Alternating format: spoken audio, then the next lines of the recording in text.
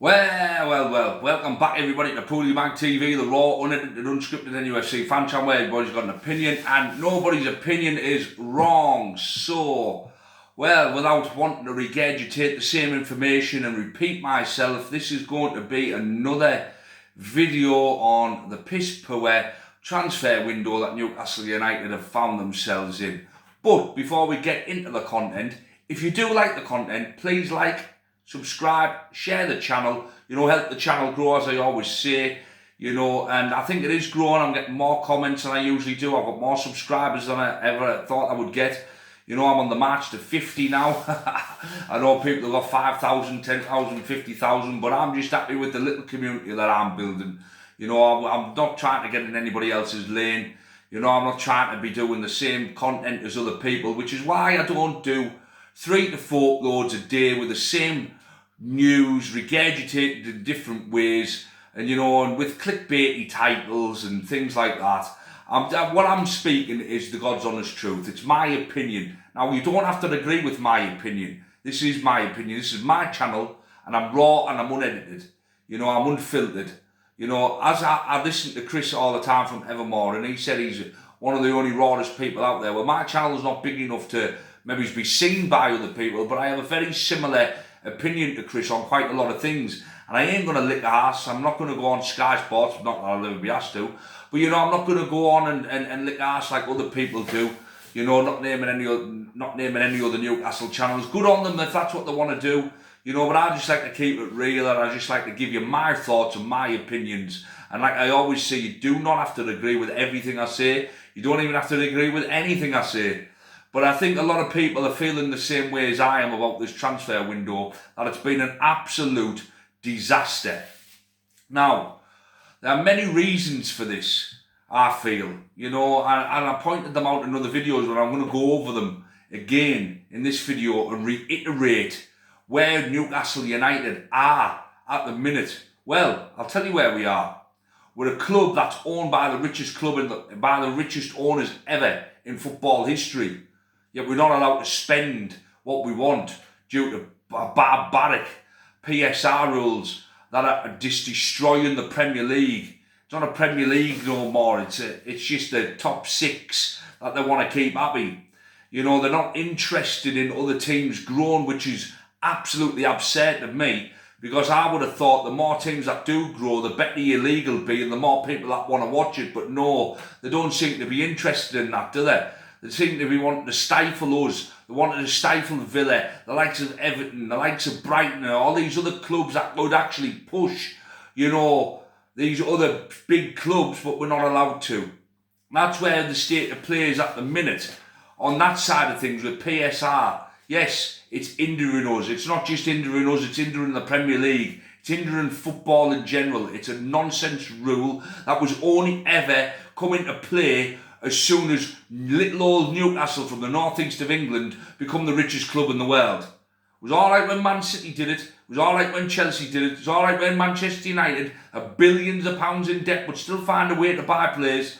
But as soon as little old Newcastle come on the scene, that's it. We're trying to shut them down. But, and this is a big but, we have not helped ourselves in this transfer window whatsoever. Absolutely not. PIF have dropped the ball. This was meant to be Eddie Howe's coming out party. This was meant to be him cementing himself as an elite manager. And guess what? He's been let down again by the hierarchy of Newcastle United, who seem to be just running around like headless chickens and not being able to have a clue. I'm expecting a phone call. I'm expecting a phone call of Eddie to get my dusters off, get my football boots on, dust mine off, and go and play goal or left back or wherever. That's how bad it's getting. Yes, I'm being facetious with that comment, but that is how bad it's getting, isn't it? We go to target after target after target after target after target. And I said that in more times than I usually would, because that's how many targets we've missed out on, and then some. We are a laughing stock. We look amateur. But Big Yass has come. Big Yass. He's come. Trying to get the Sheshko deal over the line. Where's he going? Manchester United. Now who are we in for? Nicholas Jackson. Good player. 80 million? Think not. Wissa deal. How hasn't that been resolved yet? The Wissa deal's still rumbling on. He'll probably go to somebody else. What is happening at our club? No training ground, no new stadium, no new sponsorships. There is a new sponsorship. We've got a thingy with Guinness. Will that kick in time for us to be able to spend more money? I don't know. Where's all these promises? Why haven't we got a CEO? Why haven't we got a director of football? What the hell is going on? This is why we are in the way we are. PSR's restricting us, but we've got money to spend this summer.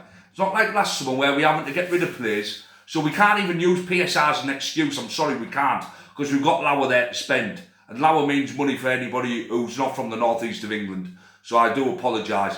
But anyway, we do have money to spend. We've got a lot of money to spend, clearly, because we've bidden 80, 90 million pound on players and still going into other players. So PSR doesn't affect us this season. So we can't really use that as an excuse. What we can do is blame this PIF, who seem more interested in anything else, and are trying to now buy, they're buying Darwin Núñez, which is going to help, going to help Liverpool place a second bid. And what I've read is they're also in for Wissa. A Saudi Arabian club are in for Wissa. So they agreed to deal with Darwin Núñez, and then they want Wissa. What are PIF doing to us? It's like a bad dream. You know what I mean? It's like they've come in with all these promises, and now they just seem to be sticking it to us any opportunity they get. Club World Cup, didn't get an invite. Man City, Chelsea, loads of money from it. Break PSR, do whatever they want. Where's the help from our actual owners to their actual club? I just don't get it. I really don't. We're rudderless at the top, and things don't seem to be getting any better. Benjamin Šeško, I really wanted him. Pardon me, I really did. I fancied him to do really well at Newcastle, but he's picked the bigger club in Manchester United. I will say that we have went for the wrong type of players.